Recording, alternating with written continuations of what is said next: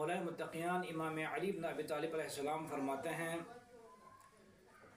نعم القرین الرضا، رضا راضی ہونا، رضا ایک بہترین ساتھی ہے۔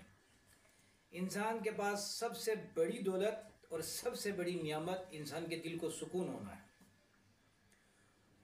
جو شخص اللہ کی رضا میں راضی ہو جاتا ہے وہ کسی بھی حال میں پریشان نہیں ہوتا۔ اور اس کے بعد جو دوسرا امام نے جملہ ارشاد فرمایا وَالْعِلْمُ وَارِثَةٌ كَرِيمَةٌ، علم ایک عظیم وراثت۔ دنیا میں مال اور دولت زائل ہو سکتا ہے، لیکن علم ایک ایسی وراثت ہے جو انسان کو عزت بخشتی ہے اور ہمیشہ باقی رہتی ہے۔ لہٰذا امام علی علیہ السلام فرماتے ہیں کہ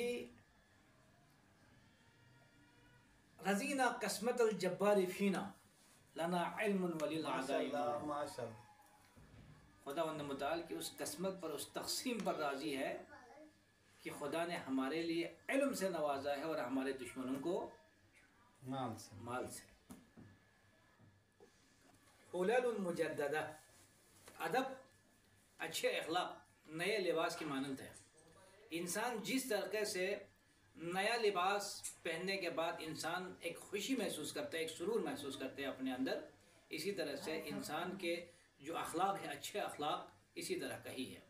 خوبصورت اور عمدہ لباس انسان کو ظاہری طور پر خوبصورت بناتا ہے، ویسے ہی اچھے اخلاق انسان کو باطنی طور پر سنوارتے ہیں اور اس کی شخصیت کو نکھارتے ہیں۔ فکر مرآت صافیہ، غور و فکر ایک شفاف آئینہ ہے۔ فکر، تدبر انسان کے لیے ایک شفاف آئینہ ہے۔